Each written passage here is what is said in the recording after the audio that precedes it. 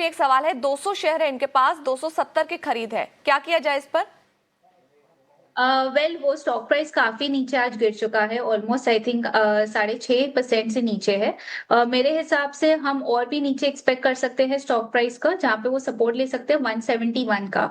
अभी इस लेवल्स पे एग्जिट करना मेरे हिसाब से बेटर नहीं रहेगा। एक बाउंस बैक के लिए रुकिए अराउंड 190 से 195 तक के लेवल्स पे, वहां पे एक एग्जिट कर दीजिए। बिल्कुल, तो 190 से 195 के लेवल्स जब आए तो आपको एग्जिट करने की सलाह है हुडको पर, ये फोरम की तरफ से सलाह है। चलिए, हमारे अगले कॉलर हमारे साथ जुड़ गए हैं, नवीद जुड़े हैं। नवीद, कहां से जुड़े हैं और आप क्या सवाल लेकर आए हैं आज? भोपाल से बोल रहा हूँ सर। जी बताइए, क्या सवाल है आपके पास? ये तेजस नेटवर्क पे पूछना था। ओके, कितने शेयर हैं आपके पास? जो है 100 शेयर है 1062 के रेट पे। ठीक है, और किसी रीजन से मैं नहीं निकल पाया, तो अब मैं क्या करना चाहिए? 1062 के रेट पे आपके पास 100 शेयर हैं। अब आप निकलने की सोच रहे हैं, इससे क्या करना चाहिए आपको? ठीक है, तेजस नेटवर्क पर आपके पास सलाह पहुंचाते हैं हम। तेजस नेटवर्क इस वक्त अगर देखें तो 319 के आसपास है, काफी वैल्यू गई। क्या स्प्लिट भी हुआ है क्या इसके अंदर कोई?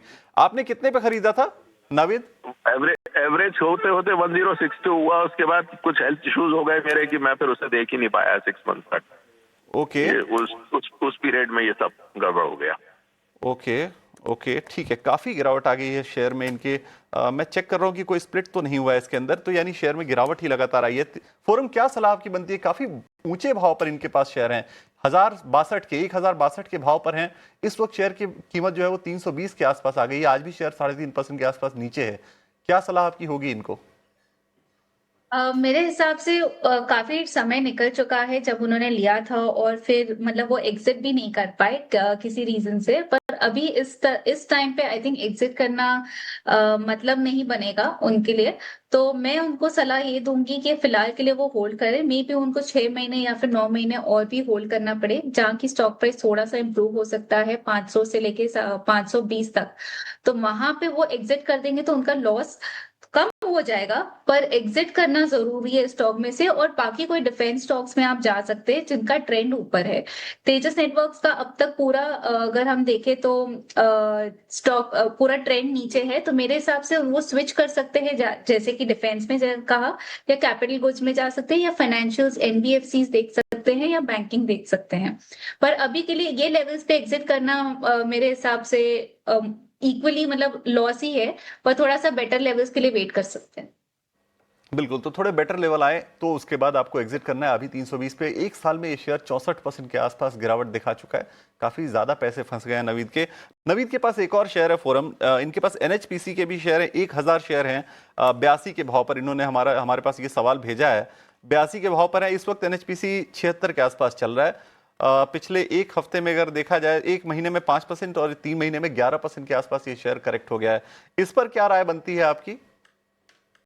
मेरे हिसाब से ये फिलहाल होल्ड करे और एक स्ट्रिक्ट स्टॉप लॉस लगा के चले 73 का। अगर वो स्टॉक प्राइस 73 के लेवल्स क्लोजिंग बेसिस पे तोड़ते हैं तो उन्हें एग्जिट करना पड़ेगा, क्योंकि बाद में स्टॉक प्राइस ऑलमोस्ट 68 तक आ सकता है। ओवरऑल ट्रेंड अगर देखा जाए स्टॉक प्राइस का, तो फिलहाल कंसोलिडेशन में ही है, और ये 74 के लेवल्स का एक स्ट्रॉन्ग सपोर्ट है। इसीलिए मैंने उनको स्टॉप लॉस नीचे के लेवल्स पे दिए हैं। और ऊपर में अभी देखें तो उनका शॉर्ट टर्म रेजिस्टेंस आ रहा है 80 से लेके 83 के बीच में। तो मेरे हिसाब से वो भी वहां पे स्विच कर ले, और किसी और जो ट्रेंडिंग बेटर स्टॉक्स है, सेफर लार्ज कैप स्टॉक्स है, उसमें इन्वेस्ट कर सकते हैं।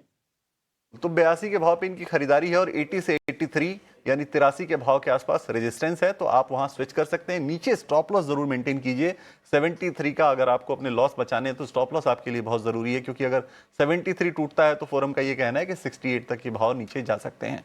चलिए, तो ये अब तक के कुछ सवाल हमने लिए। कुछ और सवाल हमारे पास हैं।